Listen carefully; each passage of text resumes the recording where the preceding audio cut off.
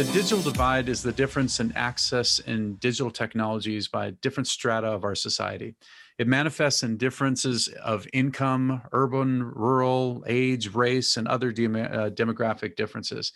And it has been an issue for as long as digital infrastructure has existed, and probably even before that, just it wasn't a digital divide, it was another divide. So, but the pandemic has exacerbated both the digital divide itself and its impact. It has increasingly been on the minds of many of the leaders in our space, so much so that we have decided that we need to focus more of our resources on it specifically. And so I'd like to welcome Nancy Novak. Nancy is the Chief Innovation Officer at Compass Data Centers, and she is also our new executive sponsor for the Digital Divide work. So Nancy has over 25 years of construction experience and has overseen the delivery of just $3.5 billion of projects during that time. So zeros don't really matter at decimal places, I think, right? Yeah. So she's been doing this for quite a while, but she's actively involved in a number of organizations dedicated to the advancement of women in business and has been increasingly thinking about digital divide.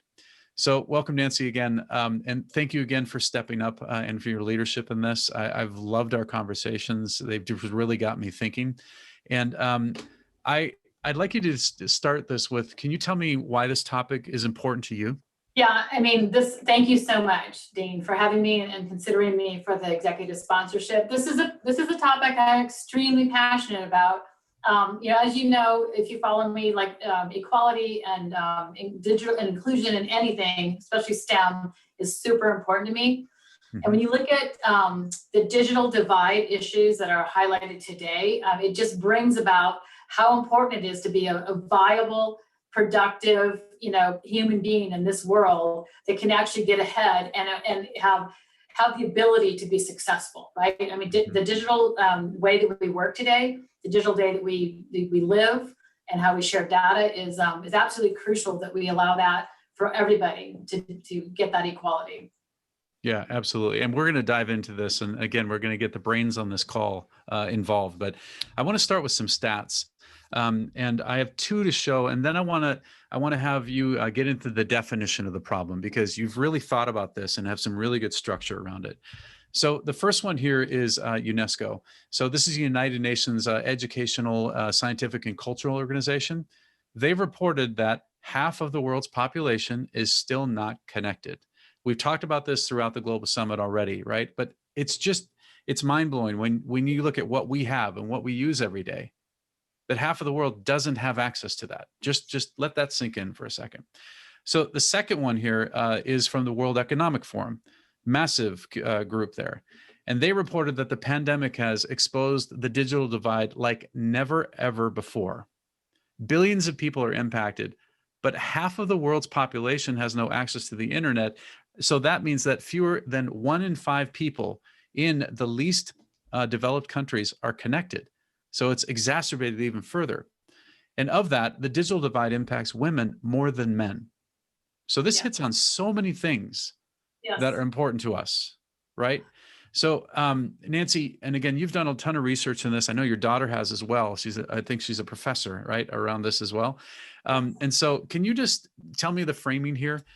Yeah, so and I do want to point out, having access to the internet does not mean that you can use the internet. So we are going to focus a little bit on that third tile there on digital literacy, because UNESCO also says that globally, men are 4 times more likely than women to have the skills to use anything digital, including the internet. So it's a big deal, and it does tie right in with my passion about becoming a more inclusive world. So the interesting definition that I was really happy to learn from my daughter is the difference between what we call digital equity and digital inclusion. So equity is basically individuals and communities that have the capacity to fully participate in the society and democracy and the economy of the digital world. Mm-hmm. The inclusion part is where you have to focus on affordable broadband, appropriate types of devices to be productive and participate, and then also the literacy part, where you understand how to use technology. And we are going to dive a little bit deeper into that, because I have kind of an interesting comparison for people to kind of think about this through a different set of lenses when it comes to literacy.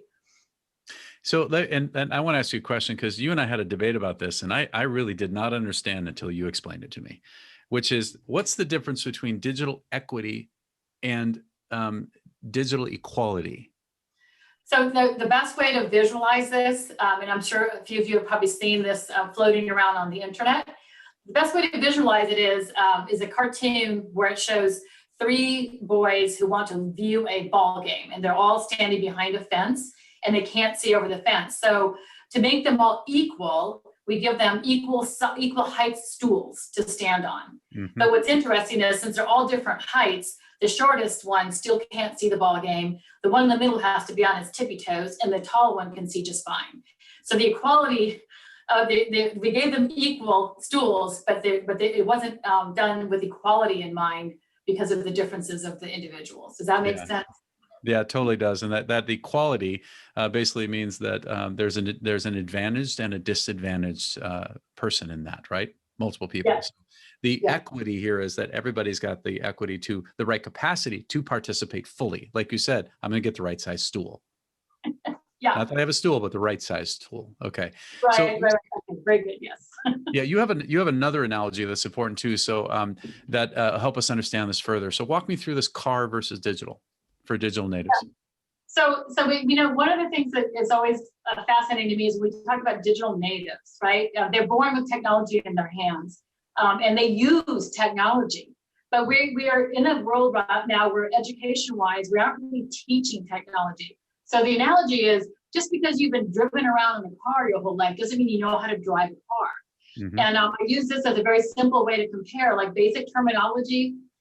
Whether you're of an elderly age group, or English as a second language, or even, like I said, a digital native who has never actually been taught the skills within the digital world, when you get into college, these things are going to be critical, right? So terminology like a steering wheel versus a keyboard, or a mouse, or a taskbar, you'd be shocked at how many people don't understand the basic terminology, or skills and how to navigate web pages, or actions like, different formatting and the using actual software products. So this is just kind of a list. I don't want to read through the whole thing, but the list is basically side by side, the difference between using technology, like with apps and so forth, or understanding and learning technology. Yeah. Yeah. It reminds me of another thing that, when you're living at home and then you go out in the real world, you realize that just finances, understanding how to do finances. It's a similar analogy, right? Like, do you know how a checking account works? And do you know how checking account, geez. Well, anyway, but the whole point here is that there are people that are involved, but they really don't understand yet. And then you take the ones that aren't even involved, that don't have connectivity, that don't have the other pieces, that haven't even touched these tools yet. What happens when they start? Yeah, it's starting from scratch, literally, blank slate. Right. And I have real examples of, like whether it's adult learning or, all the different programs where you can access to get this kinds of skills, where, starting from scratch, they like, what's a taskbar? What do you mean a mouse? What, that, yeah. The things we take for granted. Yeah. Every day. Right. It's just like, yeah. Yep. That's it's funny. I have to do that with my dad and others too. It's like, let me slow down and explain that. So, but once they get that, they can do it. But I think others need that exact same thing. Okay. So let's dive in here. So the audience, you've got now context. Okay. We're going to do 5 rapid fire activities. And so we're going to take 1 to 2 minutes for each of these activities. So get your keyboard ready. Yeah, I think you know what that is. And let's go through this. So the first one is, what are the consequences if we don't solve the digital divide challenge? Okay, so start putting in your thoughts on that. What happens if we don't do that? And as those are coming back in, Nancy, your perspective on this. So the consequences are, the chasm gets larger on the haves and the have-nots. I mean, having the ability to collect data, share data, and apply data with digital technology is supposed to be the great equalizer, and we sure hate for it to do the opposite of that and become the great divider. So that, to me, the biggest consequence is just having that chasm get larger and larger, and having society implode on itself, because we're not offering, the masses the same types of abilities. Mm-hmm. Yeah, and they're flowing in here. I love it. So inequality, and like you're saying, it compounds, and the wealth gap, right? Humanity does not advance. A world of haves and have-nots, as you just said. So yeah, this is we lose an entire generation of young people. Not to mention that, there's lots and lots of genius out there that we haven't been able to tap because we can't access them, and they can't access us. Mm-hmm. And when you look at half the world's population that doesn't even have access to this, let alone the ones who, if they did have access, couldn't afford it, or have access but don't understand it, Right. and have language barriers and so on. It's billions of people. And it's just silly for us to think that there's not a lot of genius and wonderful people in that gigantic number, right? Right. Yeah. Who are we missing in this, right? Because they don't have the access, or don't even know, or any way to get there. So to me, this goes back to scholarships and opening opportunity. There's just huge amounts of things that we can do.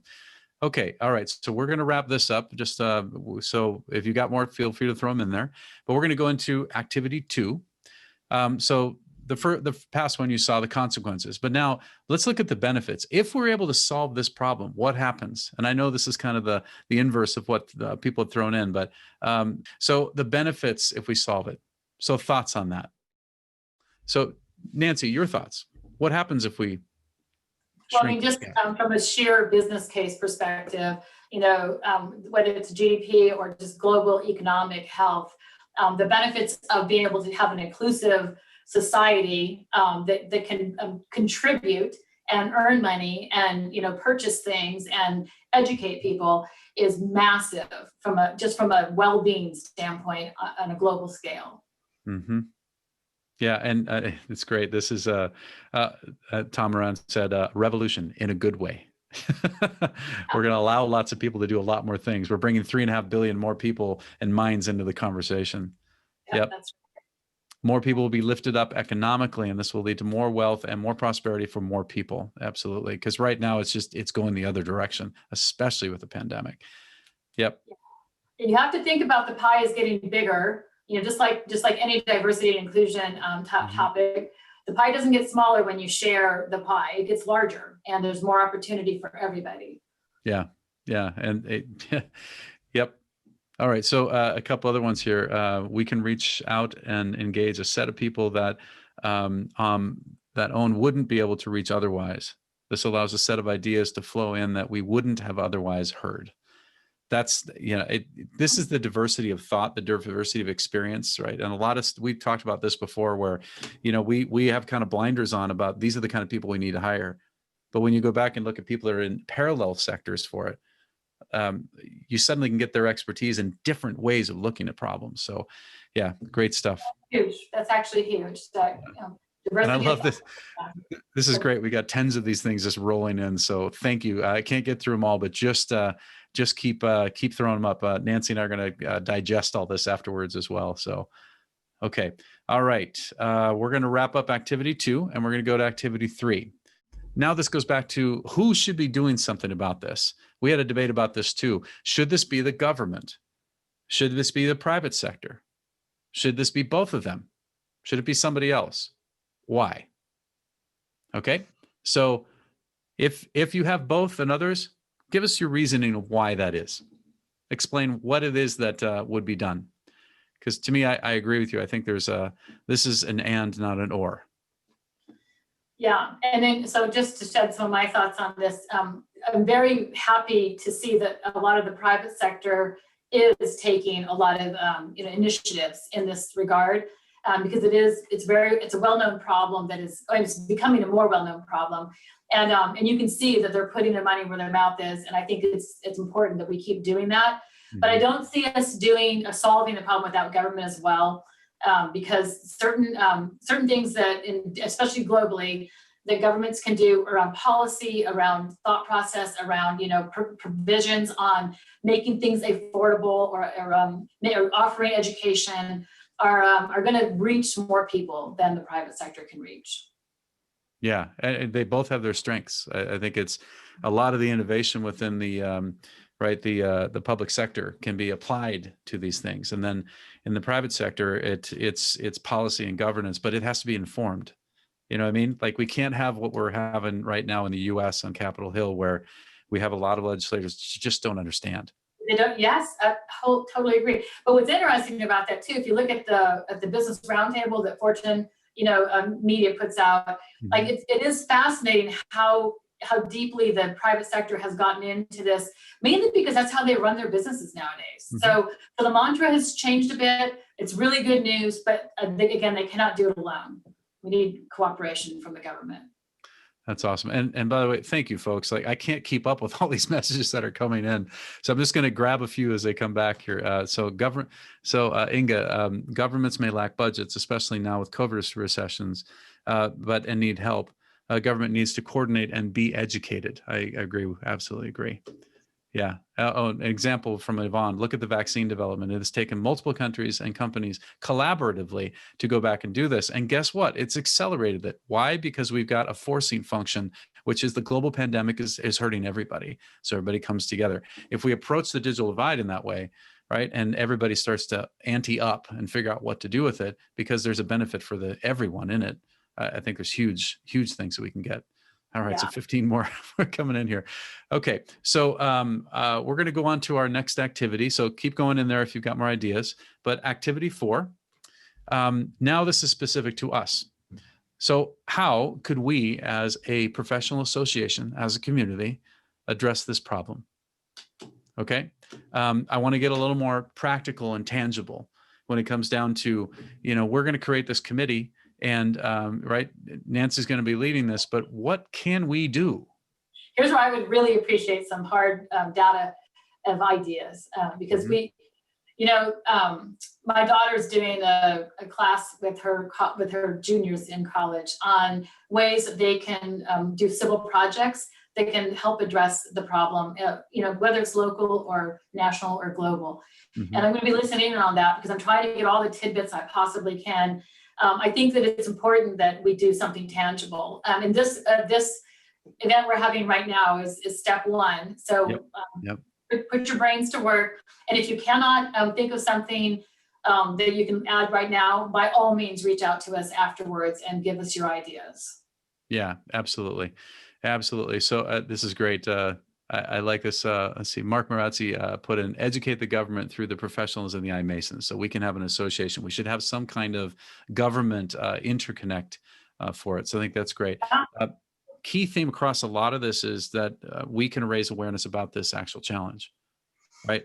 Just like we're doing with everything else with awareness. So yeah, Rob, awareness plus action plus small steps gets to big ideas. Awesome. Yep. And then there's a partnering with some global development organizations. That sounds interesting. Mm-hmm. The other thing that what I love about this community is that we have people that have great networks and great access. So if you have ways in which we could start to partner, we can get to people faster, please bring that forward, right? I'm sure Nancy is going to want to see that as she builds the strategy about how we're going to go tackle the digital divide. Yes, okay. And it is multifaceted. I was just mentioned to Dean the other day, Microsoft has a partnership with Land O'Lakes, which I was blown away by, because Beth Ford of Land O'Lakes is brilliant, and that partnership means a lot to the rural areas and where the digital device is hitting them the hardest. And it's fascinating because when you go and look into that, and I encourage you to do that, it'll enlighten you on other ideas about how we can solve this problem and what problems actually exist. Mm-hmm. Absolutely. Okay. All right. So thank you. This is great. We're getting tons of content in here. Well, the good part is we just download this all afterwards and then synthesize. So great stuff. Okay. Let's go into activity 5. And this is one that we want to take it one step further. So Nancy and I thought this would be important, that, what can you do personally? Okay. So you are in your community. And I remember one of our members was talking about, in their community, an affluent community, they found out that 20% of the people there didn't have internet access. And they have kids that are having a hard time going to school, even in those affluent communities. This is everywhere. This isn't just tied to specific areas of the world or specific the digital divide exists in different levels, right, all over the world. And so what could you as a person do? Like, for example, in my role right now, I want to double down on scholarships. I want to double down on awareness.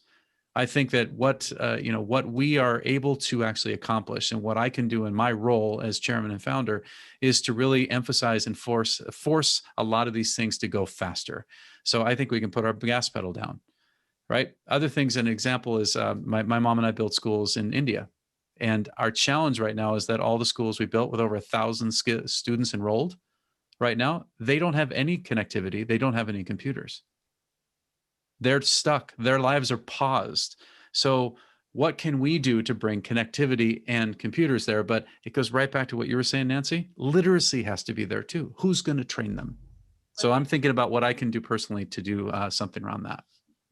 And I mean, I think of some of the awareness on some of the free digital skills training materials that we can bring out, ways to get affordable devices and plans where you do have ability to get access. There's some low cost internet plans that we could spread the news there as well. Okay. All right. So our contacts at our companies, whoa, it's flowing by here, that can provide these services. Great. Yeah, I think partnering with your companies and raising this awareness within your own companies, because just like diversity, inclusion, and sustainability, and other aspects, right? Making it a priority importance, because it affects everybody in those companies too.